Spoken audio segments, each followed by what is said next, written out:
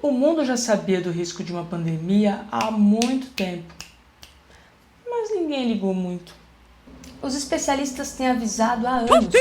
Os líderes políticos, os serviços de inteligência dos países já estavam cientes desse risco, mas não foi feita nenhuma preparação, nenhum plano, planejamento. Aí nessa pandemia foi muito dito que os chineses inventaram esse vírus no laboratório para eles terem vantagens sobre a economia, que é uma arma biológica, ou então que o vírus escapou do laboratório.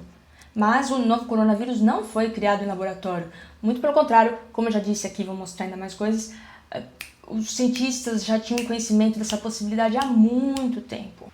Olha aqui para exemplificar, cientistas acabam de descobrir que tipos de coronavírus parecidos ao responsável pela pandemia atual podem estar circulando em morcegos em muitas partes da Ásia. Então, esse vírus, ele veio de animais, e talvez não só do morcego, talvez tenha um outro animal intermediário.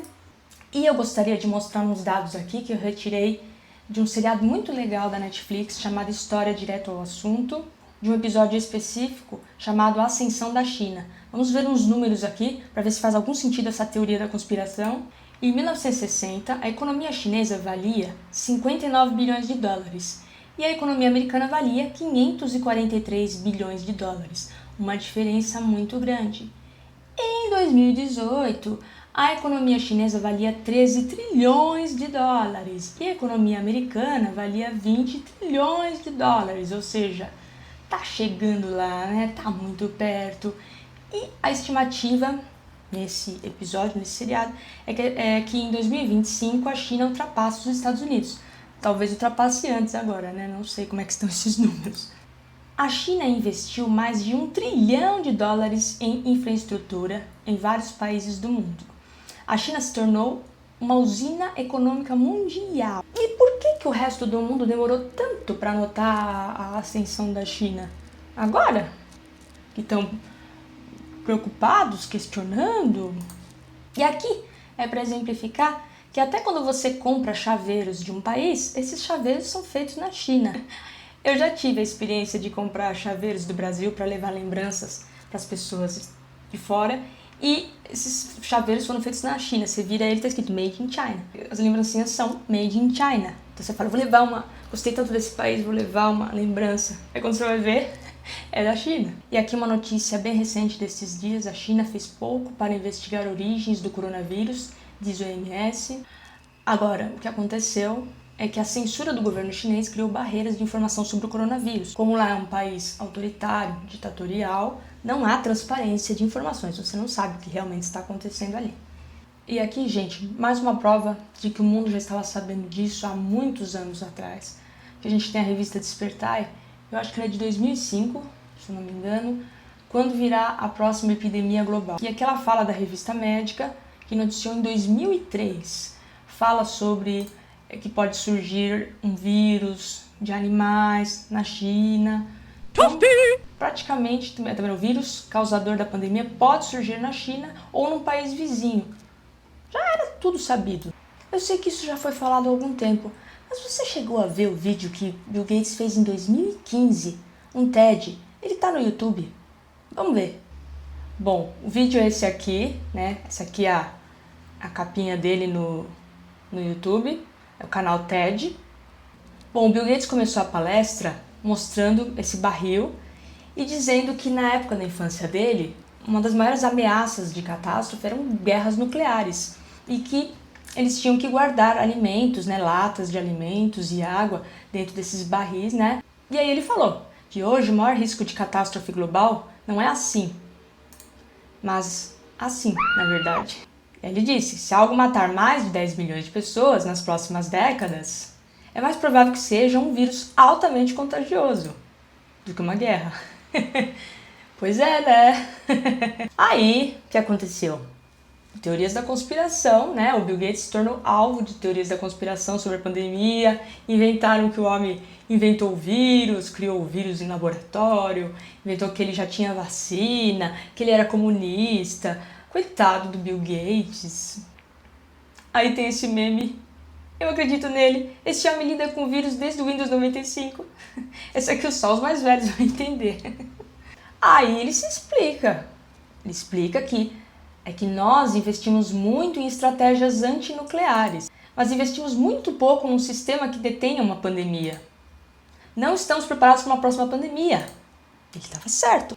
E aí ele começou a falar sobre o Ebola e ele disse que a questão não foi que não houvesse um sistema que não funcionava muito bem. A questão é que não tínhamos sistema algum. Não existia um sistema. E uma grande epidemia exigiria centenas de milhares de profissionais. E o que acontece? Umas notícias aí de alguns dias que a OMS alerta 6 países da África por risco de surtos de Ebola. O Ebola voltou. Então ele disse, coisas assim são realmente um fracasso global. A OMS é financiada para monitorar epidemias, não para fazer essas coisas. Então ele quis dizer que quem tem que ver isso, cada país tem que ter um planejamento próprio e em conjunto deveria haver um plano mundial, né? Além de cada país ter seu plano com suas particularidades. E aí, foi um momento engraçado da palestra que ele falou que nos filmes já está tudo perfeito. Hollywood, existe um grupo de belos epidemiologistas que já estão prontos para agir, super eficientes, e eles salvam o dia. Só que isso em Hollywood. De uma próxima vez, talvez não tenhamos tanta sorte. Pode haver um vírus que deixe o paciente aparentemente bem no estágio de contágio, a ponto de ele conseguir viajar de avião, ir ao supermercado. A fonte do vírus poderia ser uma epidemia natural, como Ebola, ou poderia ser bioterrorismo. Então, há coisas que poderiam tornar as coisas literalmente 1000 vezes piores. Podemos ver que mais de 30 milhões de pessoas morreriam de epidemia. Então aqui eles fizeram uma estimativa de mortes com o modelo da gripe de 1918. Infelizmente, nós estamos vivendo num momento muito difícil. Mas, se você for parar para pensar, o coronavírus ainda não é uma doença tão letal. Ela é muito contagiosa, mas ela não tem uma letalidade tão alta. Então ele está falando aqui de um caso ainda pior. Pode haver coisas ainda piores. E se nós não estávamos preparados nem para o coronavírus, você imagine uma situação mais difícil do que essa. Temos a vantagem de toda a ciência e tecnologia de que falamos aqui, que ele quis dizer no TED, nas palestras. Podemos ter ferramentas, mas elas precisam ser colocadas no sistema geral de saúde global. Cadê esse sistema? Então ele exemplificou o que se faz na guerra, que nós somos muito mais preparados para guerras do que para epidemias, sem sombra de dúvidas. Os soldados ficam preparados para agir a qualquer momento. Temos reservistas que podem nos representar em grande número. A gente não faz isso com a saúde, até hoje. A OTAN tem uma unidade móvel que pode entrar em ação com muita rapidez e faz vários testes de guerra para saber se as pessoas estão aptas, se elas estão treinadas. Eles entendem sobre combustível, sobre logística. Olha a bagunça que está tendo com as logísticas, né, no momento atual. E ele estava errado? Primeiro precisamos de sistemas de saúde fortes em países pobres, onde mães possam dar à luz em segurança e crianças tenham acesso a todas as vacinas, mas onde também veremos o surto logo no início. E precisamos também de um corpo médico a postos. Muitas pessoas com treinamentos e experiência necessários, que estejam prontas para agir com expertise. E precisamos juntar esses profissionais de saúde aos militares. Isso é muito interessante que ele falou, aliar serviços de saúde, esse planejamento todo de saúde ao serviço militar. Já tem tanta experiência, lançando mão da capacidade militar de se mover rápido, de fazer logística e de tornar áreas seguras. Precisamos realizar simulações. Testes de germes e não de guerra, para vermos onde estão as falhas. A última vez que um teste assim foi realizado nos Estados Unidos, em 2001, o resultado não foi muito bom. Então, agora germes 1, pessoa 0. Quer dizer, uma simulação não foi bem. Ninguém ligou muito para isso. Por fim, precisamos de muita pesquisa e desenvolvimento avançados na área de vacinação, de diagnóstico. Não sei exatamente quanto isso custaria em termos de orçamento, mas tenho certeza de que seria algo bem modesto comparado aos possíveis danos. O Banco Mundial estima que, se tivermos uma epidemia global de gripe, a riqueza global cairá em mais de 3 trilhões de dólares. Eu não consegui confirmar essa informação. Eu vi um outro artigo, eu entendi que já ultrapassou esse prejuízo aqui, já foi pior, já teve mais prejuízo do que isso. Mas se eu estiver errado, alguém me corrija. E teríamos milhões e milhões de mortes. O grande problema dessa epidemia que nós estamos enfrentando agora é que os serviços de saúde ficam lotados, superlotados, e não há leitos suficientes para atender as pessoas, não só por causa do coronavírus, mas por causa de outras doenças, outros acidentes. Esse que é o grande problema no mundo todo. Não é tanto pela letalidade, é pela letalidade das pessoas que precisam de um hospital. Isso que dificulta o entendimento também em parte das pessoas, porque elas acham que é um exagero. Que exagero, isso é um absurdo, o Estado está tentando me controlar, me privar dos meus direitos. Então ele diz que esses investimentos oferecem benefícios significativos que vão além de apenas a preparação para a pandemia, cuidados básicos de saúde, pesquisa e desenvolvimento. Essas coisas reduziriam a imparcialidade da saúde global e tornariam o mundo mais justo e mais seguro. Ou seja, não adianta os países ricos falarem, nós estamos bem, porque esses problemas podem surgir de países mais pobres e por se tratar de epidemia, né? Mas precisamos nos apressar, ele disse em 2015, porque o tempo não está ao nosso lado. E se começarmos agora, talvez fiquemos preparados para a próxima epidemia. A gente viu o quanto nós estamos preparados para a epidemia. Nós estamos trocando o pneu com o carro andando. Então é isso, gente. Apesar dos avisos, das análises de riscos, nós não estávamos preparados. Não foi feito nenhum planejamento a respeito disso, nenhuma preparação. E outro detalhe, apesar dos cientistas saberem da possibilidade de surgir esse novo vírus, de onde ele viria, não era sabido o mecanismo de ação desse vírus, como ele ia se comportar, o quanto ele seria contagioso, que sintomas esse vírus ia causar, o que ele ia fazer no organismo. Ninguém tinha conhecimento disso. E como que a população ficou com essa situação? Atenção! Você que fica trancado dentro de casa pode sofrer de depressão. Mas se você sair de casa, pode pegar o coronavírus. Não deixe de passar álcool em gel para se proteger.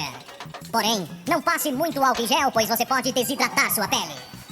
E lembre-se, se você ficar em casa, a economia do país vai quebrar.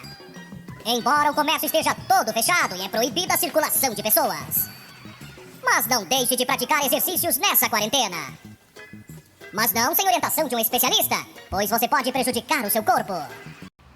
Então, quando surgiu o Covid-19, cientistas do mundo todo começaram a pesquisar, começou uma corrida, uma busca por uma vacina, por tratamentos, pelo conhecimento desse vírus, como que ele funcionava. A ciência, o método científico, exige que os resultados, as conclusões, sejam semelhantes em diferentes partes do mundo, com diferentes equipes de cientistas. Você tem que ter resultados, conclusões semelhantes para você poder dizer, isso está comprovado cientificamente. Você precisa ter um método robusto, correto, para fazer as coisas, você tem que analisar da forma correta. E como ninguém tinha certeza de nada, porque isso demanda tempo, os procedimentos foram mudando com o decorrer do tempo. Então houve uma overdose de informações, medos, insegurança, ansiedade, depressão. A crise é o dinheiro trocando de mãos. O dinheiro ele continua existindo, ele só está trocando de mãos. Muitos tiram proveito do caos. Corrupção, manipulação, autoritarismo, desespero, promoção de medo. E devido ao despreparo, foram tomadas muitas medidas erradas, precipitadas, sem lógica, sem fundamentação. Houve negação da ciência durante um estado de calamidade. Nós estamos mais acostumados com guerras do que com pandemias. A pandemia acelerou certas tecnologias e inovações que só viriam no futuro próximo. Nós fomos catapultados para uma nova realidade. Especialistas de diversos setores foram insultados, como por exemplo Átila, que divulgou um estudo do Imperial College que dizia que mais de 1 milhão de pessoas poderiam morrer no Brasil devido ao coronavírus. Samidana também foi insultado, ele fez, junto com uma equipe multidisciplinar, foi feito um estudo tendo como base o número de óbitos por dia, por número de leitos. Esses gráficos permitem a gente saber quando estão sendo os picos de morte. Não há transparência, nossa democracia não tem muita transparência nos dados. Houve uma politização da doença. Será que nós estaremos melhor preparados para uma próxima epidemia? Será que nós teremos um planejamento feito por uma equipe multidisciplinar? Porque se fala muito em ciência, mas nós temos as ciências econômicas, nós temos as ciências biológicas, farmacêuticas, nós temos uma infinidade de ciências e todas estão sendo impactadas. Então, será que nós teremos um plano? Será que nós estaremos mais preparados para reagir? Saberemos melhor o que fazer numa próxima epidemia? Tem sido um momento terrível, mas quais serão as lições que nós vamos tirar disso? É isso aí. Até a próxima.